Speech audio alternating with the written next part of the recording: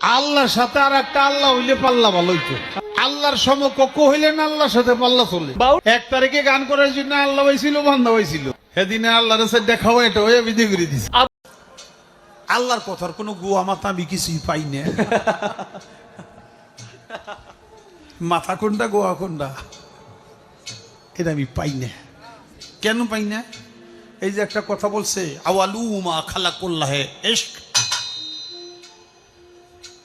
প্রথম সৃষ্টি ইশক। আওয়ালুমা খালাকুল্লাহে মিন নূরি, নূর, প্রথম সৃষ্টি নূর।